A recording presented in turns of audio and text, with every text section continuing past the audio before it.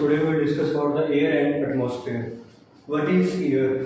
Air is present all around us. Have you ever seen it? No. You cannot see air, but you feel it's present. You know very well, we cannot see air, we cannot touch it, we cannot see. But what we can do? We can feel the presence of air. When it blows, when it moves, as it moves, sometimes leaves, it disturbs the leaves, water moves. That thing tells us that air is present everywhere. Next thing is, air is a mixture of different gases that forms the atmosphere, giving life to plants and animals. You know, air contains oxygen. That oxygen helps us to breathe.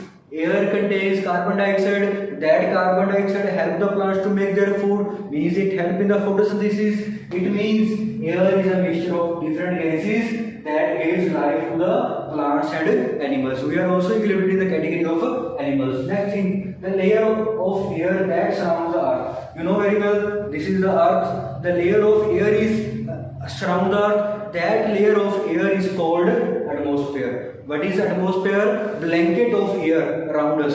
The blanket of air around the earth, that is called atmosphere. Next is composition of air. How many kind of gases are present inside the air? Air is a mixture. That's why it contains number of gases. First of all, nitrogen. 78% of nitrogen is present in the air, and 21% oxygen is present in the air, and 1% other gases are present. Now we will discuss one by one about the each gas that is present in the air. First of all, the nitrogen. It is present 78%. Its volume is 78% in the air. It is an important component of proteins in the living things. What is the function of nitrogen? You know very well, in the farming, manures, fertilizer, these all things are made up of the nitrogen. One compound is there of nitrogen, that is called ammonia. Formula of ammonia is NH3. And NH3 is made from the nitrogen, and this NH3 help in the formation of fertilizers and manures. Means nitrogen is indirectly helping the plants. And what is the main function of nitrogen? Nitrogen provides the proteins to the living things. Second thing, oxygen. What is the function of oxygen? Oxygen amount is 21%. Its volume is 21% in the air. What is its function? You know very well.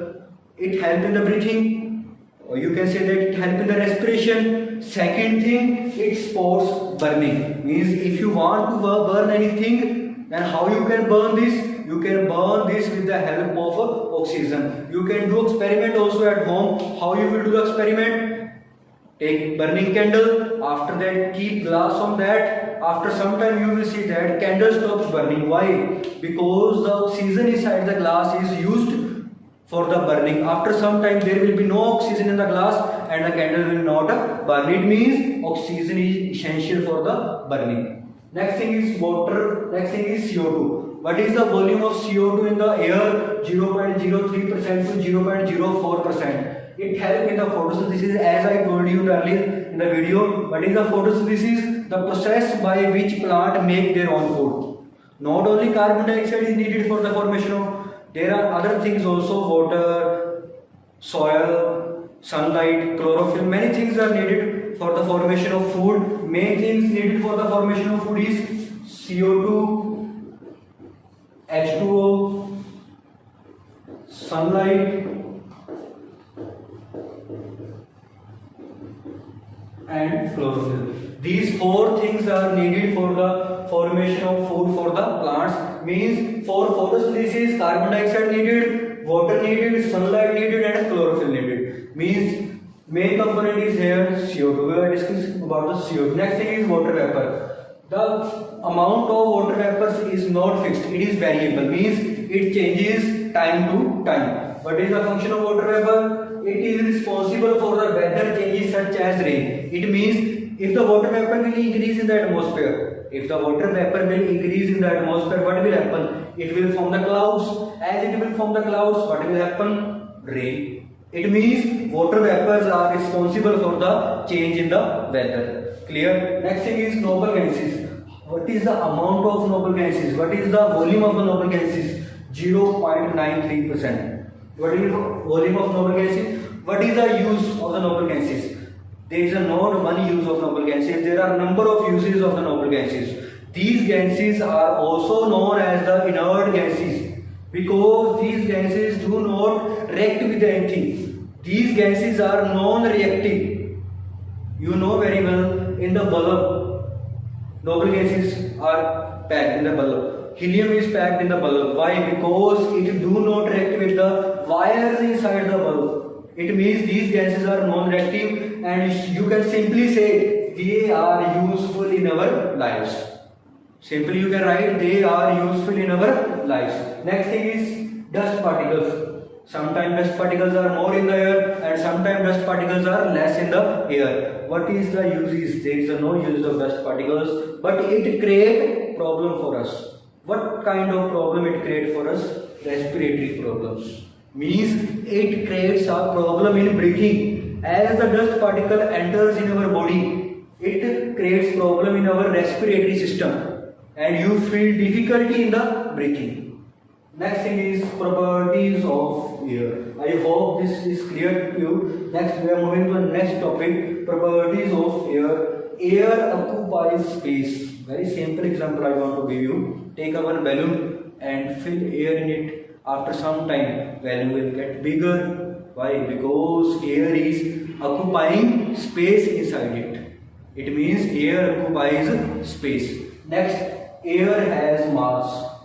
Very simple example I want to give you. How air has mass. Take two balloons, clear, and take one stick like this. Take one stick, this much stick take, and tie one balloon to this end and tie one balloon to this end. After that, pick one balloon and take the stick from the middle. And what you will see, as you will prick the one balloon, as the air will come out from the one balloon, the stick will bend in this side. The stick will tilt in this side. Why? Because this balloon have air and this balloon do not have air. And this stick will tilt in this side. It means air has mass. Next thing is air can be compressed. Very simple example I want to give you. For example, cylinder is there at your home. Air is filled at very high pressure. Why? Because air can be compressed. One more example. As the air is filled in the balloon, you can press the balloon. Why? Because air can be compressed.